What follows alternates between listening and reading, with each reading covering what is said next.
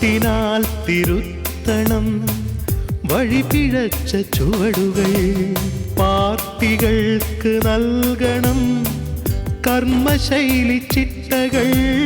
ജനമനം തേടി ജീവന്റെ ജനഹിതയാത്ര. സ്ഥാനാർത്ഥി നിർണയത്തിൽ ജനഹിതം തേടിയ ജീവൻ സ്ഥാനാർത്ഥികൾക്കൊപ്പം സഞ്ചാരം തുടരുന്നു. ചാലക്കുടി ലോക്സഭാ മണ്ഡലത്തിലെ പര്യടനം പൂർത്തിയാക്കി ജനഹിതയാത്ര ഇന്ന് തൃശൂർ ലോക്സഭാ മണ്ഡലത്തിലേക്ക് പ്രവേശിക്കുകയാണ്. ജീവൻ ജനഹിതയാത്ര ഇന്ന് തൃശൂർ ലോക്സഭാ മണ്ഡലത്തിലാണ് പ്രചരണം നടത്തുന്നത്.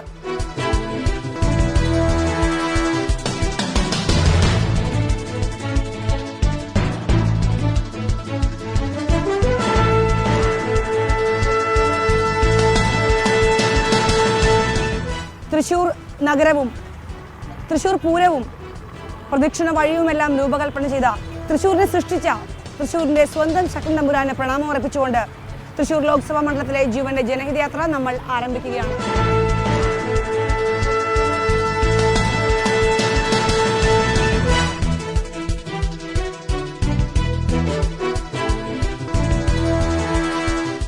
കഴിഞ്ഞ ലോക്സഭാ തെരഞ്ഞെടുപ്പിൽ തൃശൂർ ലോക്സഭാ മണ്ഡലത്തിൽ നിന്ന് ശ്രീ പി സി ചാക്കോയാണ് വിജയിച്ചത്.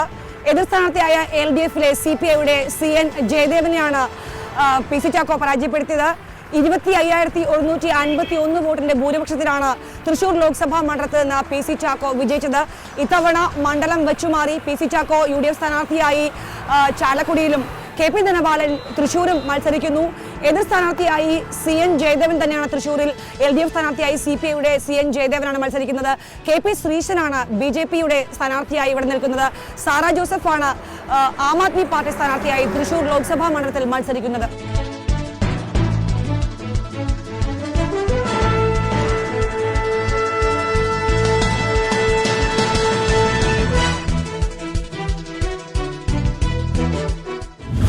ജീവന്റെ ജനഹിതയാത്ര ഇപ്പോൾ എത്തി നിൽക്കുന്നത് പൂരങ്ങളുടെ പൂരമായ തൃശൂർ പൂരം നടക്കുന്ന വടക്കുംനാഥ ക്ഷേത്രത്തിലാണ്.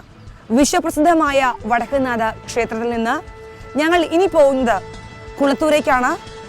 കുളത്തൂരിൽ UDF സ്ഥാനാർത്ഥി KP ധനപാലൻ പ്രചരണം നടത്തുന്നു. കുളത്തൂരിലേക്ക്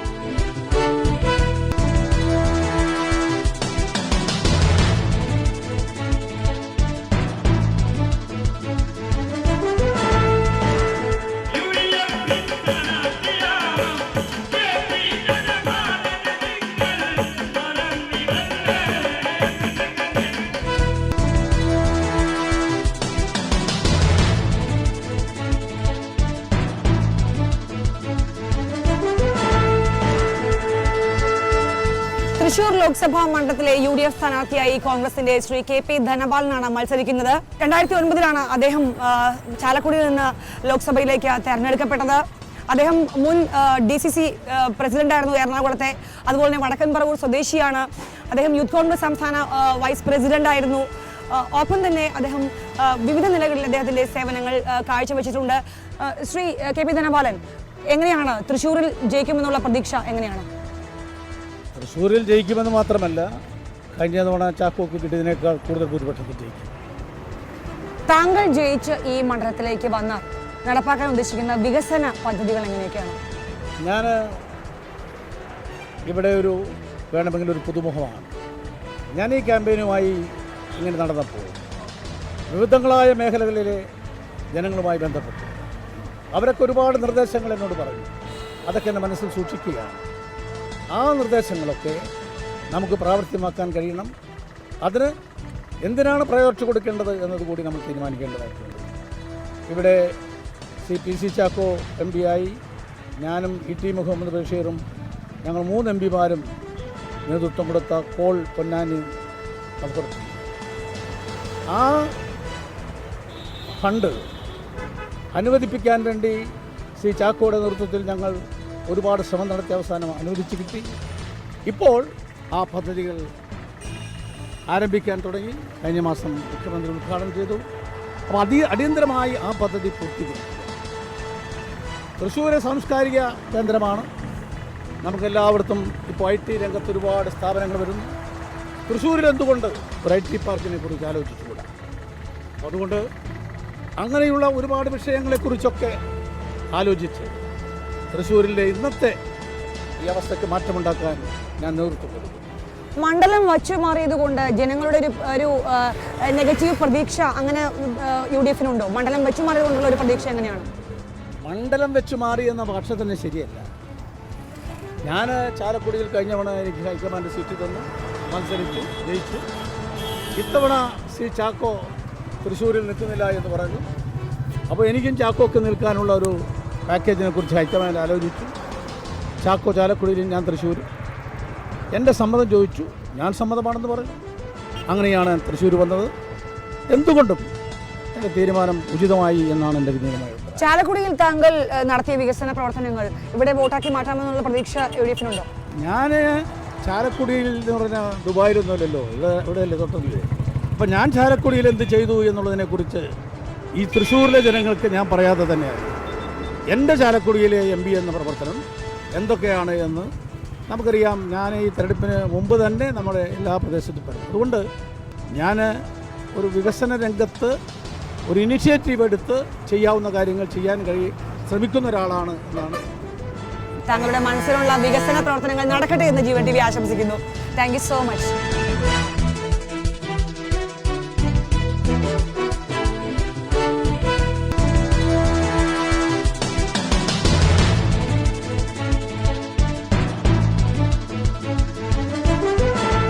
ജീവന്റെ ജനഹിത യാത്ര ഇപ്പോൾ എത്തി നിൽക്കുന്നത് തൃശൂർ ലോക്സഭാ മണ്ഡലത്തിലെ ആമ്പല്ലൂരാണ്.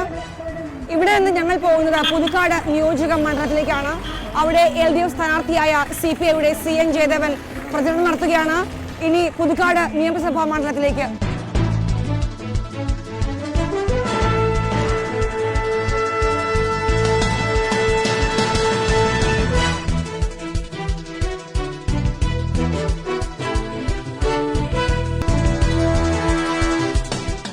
തൃശൂർ ലോക്സഭാ മണ്ഡലത്തിലെ LDF സ്ഥാനാർത്ഥിയായി CPIയുടെ ശ്രീ CN ജയദേവനാണ് മത്സരിക്കുന്നത്. CN ജയദേവന്റെ കലങ്കരഹിത രാഷ്ട്രീയക്കാരൻ എന്ന പ്രതിച്ഛായ വോട്ടാക്കി മാറ്റാനാണ് ഇടതുമുന്നണിയുടെ ശ്രമം. ശ്രീ CN ജയദേവൻ, ഈ വർഷം എങ്ങനെയുണ്ട്? ഈ ലോക്സഭാ തെരഞ്ഞെടുപ്പിലെ പ്രതീക്ഷ എങ്ങനെയാണ്? തീർച്ചയായിട്ടും വലിയ പ്രതീക്ഷയാണ് എനിക്കുള്ളത്. ഇത്തവണ യാതൊരു സംശയവുമില്ല, ഞങ്ങൾ ജയിക്കുമെന്നുള്ള പൂർണ്ണ വിശ്വാസത്തിലാണ്. മണ്ഡലം വച്ചു മാറിയതുകൊണ്ട് എതിർ സ്ഥാനാർത്ഥിക്ക് അങ്ങനെ ഒരു പ്രതീക്ഷ നഷ്ടപ്പെട്ടിരിക്കുന്ന ഒരു അവസ്ഥ ഇടതുമുന്നണിക്ക് പ്രതീക്ഷ നൽകുന്നുണ്ടോ?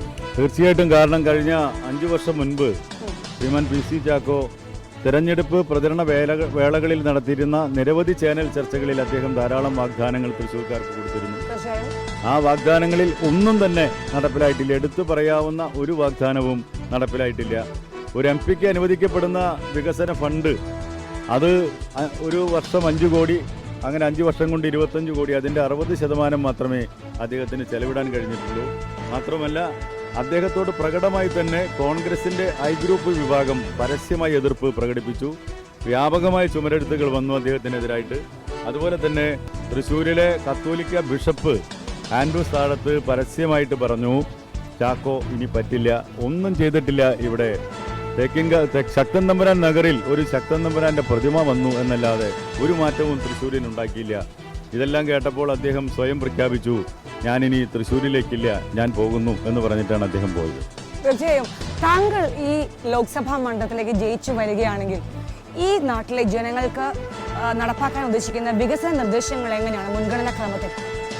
തീർച്ചയായിട്ടും ഈ പ്രധാനമായിട്ടും തൃശ്ശൂർ പട്ടണവുമായി ബന്ധപ്പെട്ട ചില വിഷയങ്ങളുണ്ട്. പട്ടണത്തിലെ വളരെ ഗുരുതരമായ ട്രാഫിക് ബ്ലോക്കുകൾ, അതിനുതകുന്ന രൂപത്തിൽ ശ്രീ ചാക്കോ തന്നെ നേരത്തെ വാഗ്ദാനം നൽകിയ ചിലതാണത്. കിഴക്കേക്കോട്ട, പടിഞ്ഞാറക്കോട്ട, പാട്ടുരായ്ക്കൽ, ദിവാഞ്ചിമൂല എന്നൊക്കെ പറയുന്ന പ്രദേശങ്ങളുണ്ട്. ഇതിൽ ചില പ്രദേശങ്ങളിലെങ്കിലും ഫ്ലൈ ഓവറുകൾ സ്ഥാപിക്കുക എന്നുള്ളത് മുഖ്യമായിട്ടുള്ളൊരു ഘടകമാണ്. പ്രാദേശിക ഭരണകൂടങ്ങളുടെ നല്ല സഹകരണം അതിനാവശ്യമാണ്. സംസ്ഥാന ഗവൺമെൻറ്റിൻ്റെ ഈ സഹകരണം കൂടി ഉണ്ടെങ്കിൽ തീർച്ചയായിട്ടും അവയുടെ പ്രവർത്തനം ഒന്നെങ്കിലും ആരംഭിക്കണം എന്ന് ഞാൻ പ്രതീക്ഷിക്കുന്നു. റെയിൽവേയുമായി ബന്ധപ്പെട്ട് തൃശ്ശൂരിലെ ഏറ്റവും പ്രധാനപ്പെട്ട ഒരു പിൽഗ്രീം സെൻ്ററാണ് തൃശ്ശൂരിലെയല്ല, സൗത്ത് ഇന്ത്യയിലെ ഗുരുവായൂർ ക്ഷേത്രത്തിൻ്റെ മുന്നിൽ ഒരു റെയിൽവേ ഗേറ്റ് ഉണ്ട്. 23 തവണ ഒരു ദിവസം ആ ഗേറ്റ് അടയ്ക്കും. 13 തവണ ട്രെയിൻ പോകാനാണ് അടയ്ക്കുന്നത്. 10 തവണ എഞ്ചിൻ്റെ ഷണ്ടിങ്ങിനാണ് അടയ്ക്കുന്നത്. തീർച്ചയായിട്ടും അവിടെ ഒരു ഓവർ ബ്രിഡ്ജ് അനിവാര്യമാണ്. അത് ചാക്കോ നൽകിയൊരു വാഗ്ദാനമാണ്. ഞാനത് ഏറ്റെടുക്കുന്നു. തീർച്ചയായിട്ടും അത് നടപ്പിലാക്കാൻ കഴിയുന്ന ഒന്നാണ് എന്നാണ് എൻ്റെ വിശ്വാസം. തീർച്ചയായും താങ്കൾ ജയിച്ച് ഈ മണ്ഡലത്തിലേക്ക് വരികയാണെങ്കിൽ താങ്കളുടെ മനസ്സിലുള്ള ഈ വികസന പ്രവർത്തനങ്ങളെല്ലാം സാധ്യമാവട്ടെ എന്ന് ജീവൻ TV ആശംസിക്കുന്നു. Thank you so much.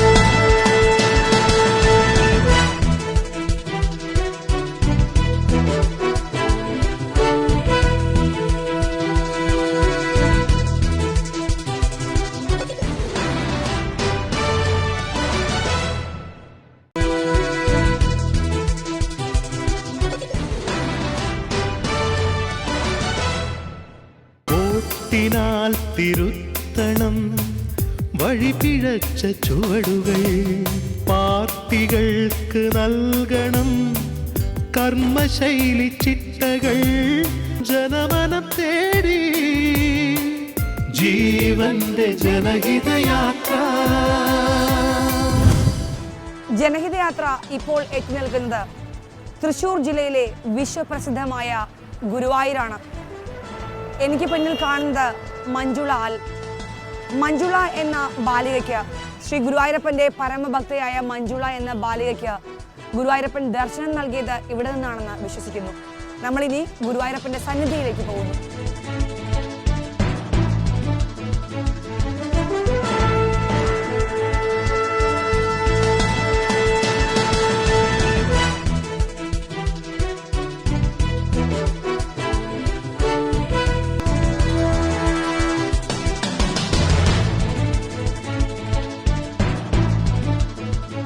ജീവന്റെ ജനഹിതയാത്ര ഇപ്പോൾ എത്തി നിൽക്കുന്നത് തൃശ്ശൂർ ലോക്സഭാ മണ്ഡലത്തിലെ വിശ്വപ്രസിദ്ധമായ ശ്രീ ഗുരുവായൂരപ്പൻ്റെ ക്ഷേത്ര സന്നിധിയിലാണ്. ലോക സമസ്ത സുഖിനോ ഭവന്തു.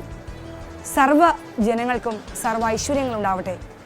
ഇവിടെ നിന്ന് ജനഹിതയാത്ര ഇനി പോകുന്നത് തൃശ്ശൂർ ലോക്സഭാ മണ്ഡലത്തിലെ BJP സ്ഥാനാർത്ഥിയായി മത്സരിക്കുന്ന ശ്രീ KP ശ്രീശൻ മാസ്റ്ററുടെ പ്രചരണ സ്ഥലത്തേക്കാണ്.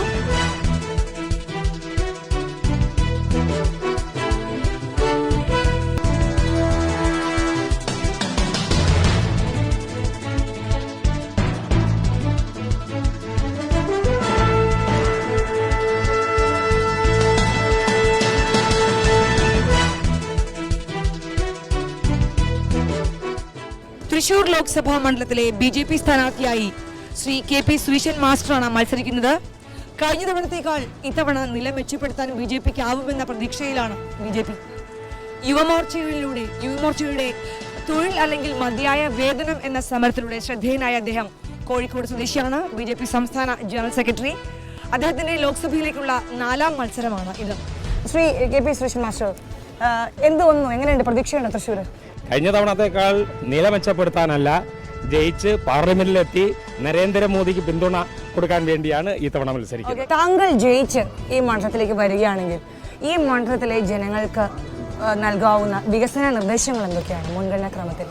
ഒന്നാമത്തെ കാര്യം, തൃശ്ശൂർ ഒരു സാംസ്കാരിക ആസ്ഥാനമാണ്. ആ തൃശ്ശൂർ നഗരത്തിൻ്റെ സമഗ്രമായ വികസനം ഉറപ്പുവരുത്താൻ ആവശ്യമായിട്ടുള്ള നടപടികൾ ഉണ്ടാവും, ഒറ്റ വാചകത്തിൽ പറഞ്ഞാൽ. രണ്ടാമതായിട്ട് ആ വികസനത്തിൻ്റെ ഭാഗമായിട്ട് ട്വിൻ സിറ്റി എന്നൊരു കൺസെപ്റ്റ് ഉണ്ട്. ഈ തൃശ്ശൂർ നഗരത്തിൻ്റെ ഓൾറൗണ്ട് ഡെവലപ്മെൻറ്റ് യാഥാർത്ഥ്യമാവണമെന്നുണ്ടെങ്കിൽ അതിന് ചുറ്റും റിംഗ് റോഡ് എന്നുള്ള ഒരു എന്താ പറയുക പ്രപ്പോസൽ യാഥാർത്ഥ്യമുണ്ടായി, റോഡ് വികസനം വരുന്നുണ്ട്. അതേപോലെ തന്നെ എറണാകുളത്തെയും തൃശ്ശൂരിനെയും ബന്ധിപ്പിക്കുന്നതായിട്ടുള്ള ലിങ്ക് എന്ന് പറഞ്ഞാൽ ആലുവ വരെ വന്ന് നിൽക്കുന്നതായ മെട്രോ അത് തൃശ്ശൂരിലേക്ക് കൊണ്ടുവരണം. ആ രീതിയിൽ തൃശ്ശൂർ നഗരത്തിൻ്റെ എല്ലാ അർത്ഥത്തിലും എല്ലാ മേഖലകളെയും സ്പർശിക്കുന്ന സമഗ്രമായ ഒരു വികസന പദ്ധതി, ആ വികസന പദ്ധതിയാണ് എൻ്റെ മുന്നിലുള്ളത്. അത് ഞാൻ വോട്ടേഴ്സായിട്ട് ഷെയർ ചെയ്യുന്നുണ്ട്. അതേപോലെ തന്നെ മറ്റൊരു പ്രധാനപ്പെട്ട വിഷയമാണ് കുടിവെള്ളം.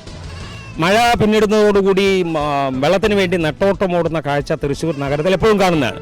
അപ്പോൾ അതിന് ആവശ്യമായിട്ടുള്ള PCA മാത്രം ആശ്രയിച്ചുകൊണ്ടാണ് ജലവിതരണം നടക്കുന്നത്. അപ്പോൾ അതുകൊണ്ട് മാത്രം സാധിക്കില്ല, കൂടുതൽ കാര്യങ്ങൾ ആ മേഖലയിൽ ചെയ്യേണ്ടതായിട്ടുണ്ട്.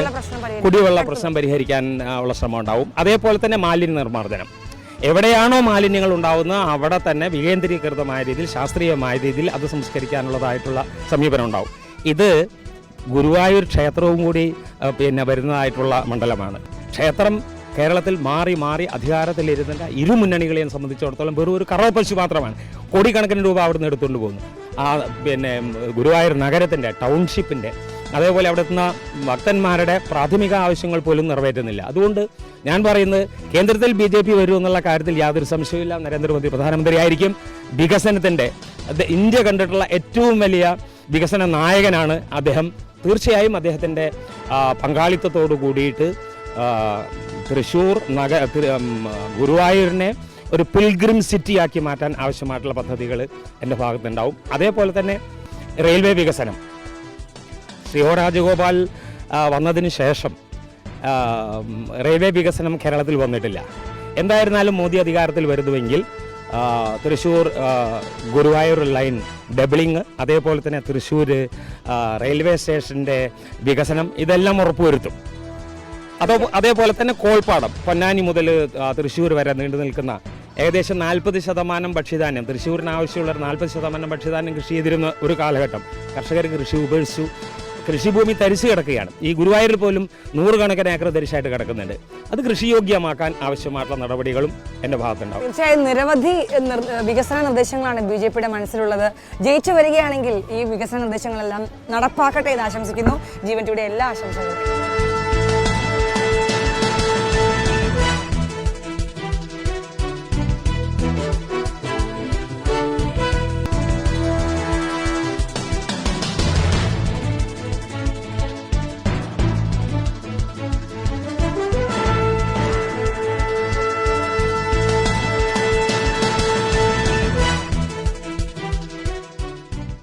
ദേശീയതലത്തിൽ ശ്രദ്ധേയമായ പ്രകടനം കാഴ്ചവെച്ച ആം ആദ്മി പാർട്ടി കേരളത്തിലും തരംഗം സൃഷ്ടിക്കുകയാണ്. കേരളത്തിൽ തൃശ്ശൂരിൽ ശക്തമായ സാന്നിധ്യമാണ് സാറ ജോസഫിലൂടെ ആം ആദ്മി ലക്ഷ്യമിടുന്നത്. സാറ ജോസഫ്, എങ്ങനെയുണ്ട്? കേരളത്തിൽ ഒരു തരംഗമാവാൻ സാധിക്കും എന്ന പ്രതീക്ഷയുണ്ടോ ആം ആദ്മിക്ക്? പഴയ തരംഗമാണ് കേരളത്തിലെ. ഞങ്ങൾ ചെല്ലുന്നിടത്തൊക്കെ ആളുകൾ ആം ആദ്മി പാർട്ടി കൊണ്ടുവരുന്ന മാറ്റത്തിൽ ഞങ്ങൾ പങ്കാളികളാണെന്ന് ഏറ്റുപറഞ്ഞുകൊണ്ടിരിക്കുകയാണ്. ഈ ലോക്സഭാ മണ്ഡലത്തില് ആം ആദ്മി നടത്താൻ ഉദ്ദേശിക്കുന്ന വികസന പ്രവർത്തനങ്ങൾ എങ്ങനെയാണ് മുൻഗണനാ ക്രമത്തിൽ? ഒരുപാട് കൈയൊഴിഞ്ഞ കാര്യങ്ങൾ ഇവിടെ കിടക്കുന്നുണ്ട്. ഒരുപാട് കൈയൊഴിഞ്ഞ കാര്യങ്ങൾ. അതിൽ ഏറ്റവും പ്രധാനം ഏറ്റവും ദരിദ്രരായിട്ടുള്ള ജനങ്ങളുടെ, സാധാരണക്കാരായിട്ടുള്ള ജനങ്ങളുടെ പ്രശ്നങ്ങളാണ്. ഇപ്പോൾ ഉദാഹരണത്തിന് നോക്കാം, ഇപ്പോൾ ഈ തൃശ്ശൂരിൻ്റെ തന്നെ പല കോണുകളിൽ വളരെ ശോചനീയമായ സ്ഥിതിയിൽ ജീവിക്കുന്ന ആളുകളുണ്ട്. ഇവിടെ ഞങ്ങളിപ്പോൾ തന്നെ ഒരു 38ാം ഡിവിഷൻ എന്ന് പറഞ്ഞ സ്ഥലത്ത് ഒരു 10 വീടുകൾ സന്ദർശിച്ചു. അവരാകെ ഒരു കാര്യം ആവശ്യപ്പെട്ടുള്ളൂ, ഞങ്ങൾക്ക് മുതിർന്ന പെൺമക്കളുണ്ട്, ഒരു കക്കൂസില്ല. ആൺമക്കൾ എവിടെയെങ്കിലുമൊക്കെ പോയി കാര്യം സാധിക്കും, കുട്ടികൾ എന്ത് ചെയ്യണം? പ്രാഥമിക പരിഗണനയില്ല. അവര് വളരെ താഴ്ന്ന അവസ്ഥയിലാണ് ജീവിക്കുന്നത്. അവരുടെ കയ്യിലുള്ള ഒരു APL കാർഡാണ്. അവർക്ക് കിട്ടേണ്ട BPL കാർഡിന് പകരം അവർക്ക് APL കാർഡാണ് കിട്ടിയിട്ടുള്ളത്. ഇത് വെച്ചിട്ട് ഞങ്ങൾ എന്ത് ചെയ്യും? ഞങ്ങൾ എവിടെ പോവും? ഞങ്ങൾ വികസനം വന്നാൽ ഈ ഏരിയ എടുത്തു പോവും. അപ്പൊ അങ്ങനെ ഇരിക്കുന്ന നില ഇളകുന്നതാണെന്നുള്ള ബോധ്യത്തോടുകൂടി ജീവിക്കുന്ന ജനങ്ങൾ ഇപ്പൊ ഈ ഏരിയയിൽ വന്നപ്പോൾ നമ്മൾ കഠിനാധ്വാനത്തിന്റെ മറ്റൊരു മേഖലയാണ് കാണുന്നത്. ഇവരുടെയൊക്കെ നിത്യജീവിതത്തിന്റെ തോത് എന്താണ്? ഇവരുടെ വരുമാനം എന്താണ്? ഇവരിൽ നിന്ന് പിരിച്ചെടുക്കുന്ന നികുതി എത്രയാണ്? ഇതൊന്നും പരിഗണനയിലില്ല. വലിയ വലിയ വികസനങ്ങൾ കൊണ്ടുവരുന്നുണ്ട്, പക്ഷെ അതൊന്നും നമ്മളെപ്പോലുള്ള സാധാരണക്കാരായിട്ടുള്ള മനുഷ്യരുടെ ആവശ്യങ്ങൾ നിർവഹിക്കുന്നതിനല്ല. ഇപ്പോൾ ഒരു കുട്ടിക്ക് വിദ്യാഭ്യാസം നടത്തണമെങ്കിൽ പണം കടം വാങ്ങണം. നഴ്സുമാരുടെ ആത്മഹത്യ, അവരുടെ ജപ്തി ഭീഷണി നമ്മൾ കണ്ടിട്ടുള്ളതാണ്. ഒരു രോഗം വന്നാൽ കടമാണ്. മരുന്നുകളുടെ വിലയും ആശുപത്രികളിൽ പിടുങ്ങുന്നതും സ്വകാര്യ ആശുപത്രികളുടെ ആധിക്യം മൂലം. അങ്ങനെ നോക്കിയാൽ കുടിവെള്ളം തൊട്ട് അടിസ്ഥാനപരമായി ഒരുപാട് വികസനങ്ങൾ ആവശ്യമായി കിടക്കുന്ന സ്ത്രീ സുരക്ഷ പ്രധാന പരിഗണനയാണ്. കാരണം NDTV നടത്തിയ ഒരു സർവേയിൽ 73% സ്ത്രീകളാണ് കേരളം സുരക്ഷിതമല്ല എന്ന് പറഞ്ഞിട്ടുള്ളത്. അപ്പോൾ അതിനൊക്കെ എതിരായിട്ടുള്ള വലിയ ഒരു സംഗതി കൊണ്ടുവരാന്ന് പറഞ്ഞാൽ നിയമങ്ങൾ ഉണ്ട്. നിയമങ്ങളുടെ ഒരു മെച്ചം അനുഭവിക്കാൻ പറ്റാത്ത വിധത്തിൽ നിയമങ്ങൾ വളരെ ഫലമില്ലാത്ത രീതിയിലാണ് പ്രയോഗിച്ചുകൊണ്ടിരിക്കുന്നത്. ഒരു റേപ്പ് നടന്നാൽ അതിന് ശിക്ഷയില്ല. ശിക്ഷ ഉണ്ടെങ്കിൽ തന്നെ അത് നടപ്പാക്കുന്നതിന് എത്രയോ വർഷം കാത്തിരിക്കണം. ഇത് ഇളവുകളാണ്. ഈ ഇളവുകൾ സ്വാഭാവികമായിട്ടും വളരെ ദോഷം ചെയ്യും. മദ്യം അടുത്ത ഒരു വിപത്ത്. ഇത്രയധികം മദ്യത്തിന്റെ ഉപഭോഗം എന്ന് പറഞ്ഞാൽ വരുത്തുന്ന നാശം, അതാണ് ഏറ്റവും കൂടുതൽ നമ്മൾ തൃശ്ശൂർ ജില്ലയിൽ പേടിക്കുന്ന ഒരു കാര്യം. തൃശ്ശൂരിൽ ആം ആദ്മി പാർട്ടി വിജയിച്ചു വരികയാണെങ്കിൽ ടീച്ചറുടെ മനസ്സിലുള്ള എല്ലാ വികസന പ്രവർത്തനങ്ങളും നടത്തട്ടെ എന്ന് ആശംസിക്കുന്നു. Thank you so much.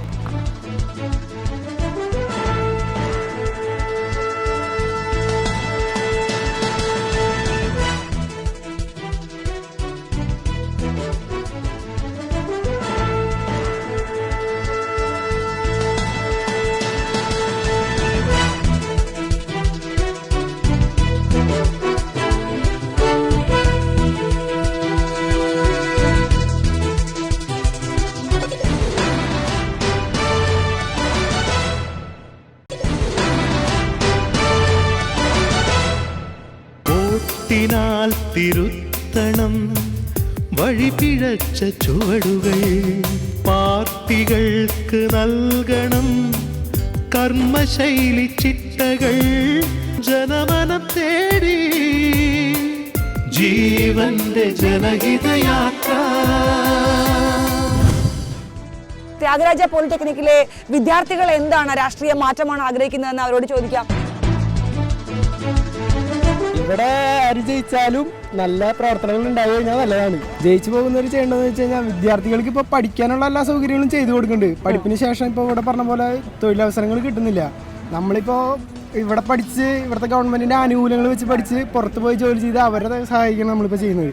അപ്പോൾ പരമാവധി എല്ലാവർക്കും ഇവിടെ തന്നെ ജോലി ചെയ്യാൻ സാധിക്കുകയാണെങ്കിൽ നമ്മുടെ രാജ്യത്തിൻ്റെ വികസനത്തിനും മറ്റു കാര്യങ്ങൾക്കൊക്കെ അത് നല്ലൊരു മുതൽക്കൂട്ടായിരിക്കും. തൃശ്ശൂർ എന്ന് പറയാൻ പറ്റില്ല, നമ്മളിപ്പോൾ മൊത്തം രാജ്യത്തെ പ്രതിനിധീകരിച്ചുള്ള ഒരു ഇലക്ഷനാണ്.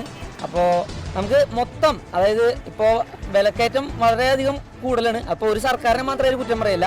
അപ്പോൾ ഇത് എന്താ പറയുക, ഒരു വിലക്കയറ്റം കുറച്ച് സാധാരണക്കാരന് പുരോഗമനം ഉണ്ടാകാനുള്ള ഒരവസ്ഥ ഉണ്ടാക്കണം.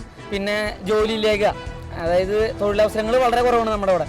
എല്ലാവരും പുറത്തേക്ക് പോകണം, ഇവിടുത്തെ കാര്യമായാലും അപ്പുറത്തായാലും. അപ്പോൾ അതൊക്കെ ഒന്നും നേരത്തെ നോക്കണം. ഇത് അധികാരം കിട്ടി കഴിഞ്ഞാൽ അത് കിട്ടണ വരെ ജനങ്ങളുടെ ഇടയിലേക്ക് കടന്നു വന്നിട്ട് അത് കിട്ടിക്കഴിയുമ്പോൾ പിന്നെ തിരിഞ്ഞു നോക്കാണ്ടിരിക്കണ അങ്ങനത്തെ ഒരു അവസ്ഥ ഉണ്ടാവരുത്. വികസനം എന്ന് വെച്ച് കഴിഞ്ഞാൽ വികസനം മാത്രമായിട്ട് നടത്തരുത്. സാധാരണക്കാരന് ഉപയോഗപ്പെടുത്തുന്ന കുറേ ഫാക്ടറികൾ വന്നു, അതുകൊണ്ടൊന്നും വികസനമാവില്ല. അപ്പോൾ സാധാരണക്കാരന് ഉപയോഗപ്പെടുന്ന തരത്തിലുള്ള വികസനങ്ങൾ തൊഴിലില്ലായ്മ പരിഹരിച്ചുകൊണ്ട് നടത്തണമെന്നാണ്. ഇതിപ്പോൾ ബാക്കിയുള്ള സംസ്ഥാനങ്ങൾ നോക്കുമ്പോൾ കേരളമാണ് ഏറ്റവും പിന്നോട്ട് നിൽക്കുന്ന സംസ്ഥാനമായിട്ട് നമുക്ക് കാണാൻ പറ്റുന്നുണ്ട്. അതിപ്പോൾ ഏത് സർക്കാർ വന്നാലും ഇപ്പോൾ പല സർക്കാരും നമുക്ക് ഭരണം മാറി നമുക്ക് കണ്ടതാണ് ഇവിടെ എല്ലാത്തും ഒരേപോലെയാണ്. ഇപ്പോൾ വലിയ മാറ്റം ഒന്നും വരുന്നില്ല. അതിപ്പോൾ ഇപ്പോഴത്തെ ഇലക്ഷനിൽ ആരൊക്കെ വന്നാലും എങ്ങനെയൊക്കെ ഇപ്പോൾ സർക്കാർ വന്നാലും ജനങ്ങൾക്ക് സാധാരണക്കാർക്ക് ജീവിക്കാൻ പറ്റുന്ന രീതിയിലുള്ള ഭരണം നടപ്പിലാക്കണം. കേരളത്തിലെ കാര്യം ഞാൻ പറയുകയാണെങ്കിൽ ഇപ്പോൾ കേരളത്തിൽ LDF അതേപോലെ UDF ഭരിക്കുന്നവർ മാറി ഭരിക്കുന്ന ഒരു അവസ്ഥയാണ്. നമ്മൾ ആദ്യം കേരളത്തിൽ അധികാരത്തിൽ വന്ന LDF ആയിരുന്നു. ഭൂപരിഷ്കരണം അങ്ങനെ പല നടപ്പാക്കി. അങ്ങനെ കേരളത്തിന് വികസനത്തിലേക്ക് LDF കൊണ്ടുവരുമ്പോഴും പിന്നെ 5 വർഷം മാറി വരുന്ന UDF കേരളത്തിനെ മോശമൊരവസ്ഥയിലേക്ക് തള്ളിവിടുന്ന ഒരവസ്ഥ. ഇപ്പോൾ നമുക്കറിയാം ധനവകുപ്പിൻ്റെ ഉണ്ടായിട്ടുള്ള പ്രശ്നങ്ങൾ. ഇപ്പോൾ 1 കോടിയിൽ മുകളിലുള്ള പദ്ധതികൾക്ക് ഇപ്പോൾ അനുവദിക്കുന്നില്ല, പണം അനുവദിക്കുന്നില്ല. വർക്ക് ചെയ്ത് കഴിഞ്ഞിട്ട് ആ വർക്കിന് വേണ്ടി കോൺട്രാക്ടർമാർ ഒരു നടക്കേണ്ട ഒരു അവസ്ഥയാണ്. ഏറ്റവും നല്ല വികസന നിർദ്ദേശം പറഞ്ഞ കുട്ടിക്ക്, വിദ്യാർത്ഥിക്ക് സ്ട്രോങ് ലൈറ്റ് നൽകുന്ന ഒരു ഉപഹാരം ജീവൻ TV നൽകുകയാണ്.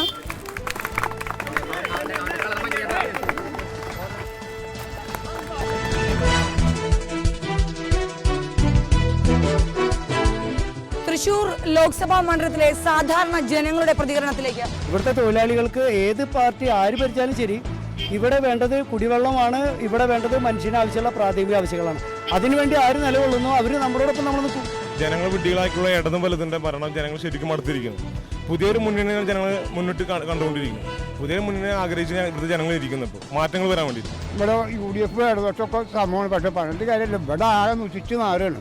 ഇവിടെ തൊഴിലാളിക്ക് വേണ്ടി ഒരു നേതാക്കന്മാർ അല്ലെങ്കിൽ ഒരു പാർട്ടി ആൾക്കാരും ഒന്നും ചെയ്യുന്നില്ല. കാര്യം തൊഴിലാളിക്ക് വേണ്ടിയൊന്നും ചെയ്യില്ല. ഇവിടെ അവരുടെ കാര്യം മാത്രം. ജനങ്ങൾക്ക് വേണ്ടിയിട്ടൊന്നും ചെയ്യില്ല. ഇവിടെ ഇപ്പോൾ വേലക്കയറ്റം പിടിച്ചിരുത്താൻ തന്നെ ഒന്നും നടക്കുന്നില്ല. അല്ല, അവർ ജയിക്കുക, അവരോട് പോവുക, നമുക്കും ചെയ്യുന്നു. പാവപ്പെട്ട ആൾക്കാർക്ക് തൊഴിൽ വേണം. വോട്ട് ചോദിച്ചിട്ട് മേടിച്ചിട്ട് അവർ പൊടി തട്ടി പോവുകയാണ്.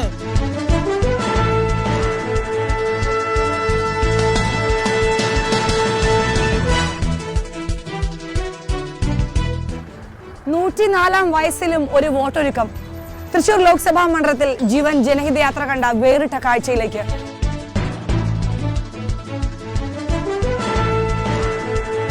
നമസ്കാരം, ജീവൻ TV ന്നാണ്. വയസ്സ് 104 കഴിഞ്ഞെങ്കിലും വോട്ടെടുപ്പെന്ന് കേൾക്കുമ്പോൾ തൃശൂർ അയ്യന്തോൾ മേലേത്ത് ഔസേപ്പേട്ടൻ വ്യാകുലതകളെല്ലാം മറക്കുന്നു. ഔസേപ്പേട്ടാ, ഇപ്രാവശ്യം വോട്ട് ചെയ്യുന്നുണ്ടോ? എങ്ങനെയുണ്ട് ഇപ്പൊ മത്സരം? പണ്ടത്തെ മത്സരവും ഇപ്പോഴത്തെ മത്സരവും തമ്മിൽ തെരഞ്ഞെടുപ്പൊക്കെ എങ്ങനെയുണ്ട്? പണ്ടത്തെ മത്സരം കാര്യം നോക്കാനായിട്ടുള്ളതാ. ഇപ്പോഴത്തെ മത്സരം അത്രയ്ക്കില്ല. പണ്ടത്തെ എങ്ങനെയാ? പണ്ടത്തെ ഈ തെരഞ്ഞെടുപ്പിന്റെ ഓർമ്മകളൊക്കെ എങ്ങനെയാ? ഇന്ദിരാഗാന്ധിയൊക്കെ ഉള്ളപ്പോഴും ഒക്കെ ഉള്ളപ്പോൾ വോട്ട് ചെയ്തിട്ട് ആ സമയത്ത് വോട്ടെടുപ്പൊക്കെ എങ്ങനെയാ ഇപ്പോൾ ഓർക്കണത്? ഇപ്പോൾ വോട്ട് എളുപ്പത്തിൽ ചെയ്യാം. അന്ന് ഒരു മഷി കൊണ്ട് കുത്തുക മണ്ടയിൽ പോയിട്ട്, എന്നിട്ട് അതിൽ ഇടുക. ഔസേപ്പേട്ടൻ ഭയങ്കര ഒരു കർഷകനായിരുന്നല്ലോ. കൃഷി ഇപ്പോഴും ഉണ്ട്. ഉണ്ടോ? ഓ ഇപ്പോഴും ഉണ്ടല്ലേ? ഓ എന്തായാലും വോട്ട് ചെയ്യാൻ പോകും ഇപ്രാവശ്യം. ഓ വോട്ട് ചെയ്യാൻ കാഴ്ചശക്തി അല്പം കുറവാണെങ്കിലും വോട്ട് ചെയ്യാതിരിക്കാൻ വയ്യ ഔസേപ്പേട്ടന്. നിരവധി തെരഞ്ഞെടുപ്പ് ആരവങ്ങൾക്കൊപ്പം അണിനിരുന്നതിന്റെ ആവേശം ഓർമ്മകൾ അയവർക്കുകയാണ് 104-ാം വയസ്സിലും ഔസേപ്പേട്ടൻ.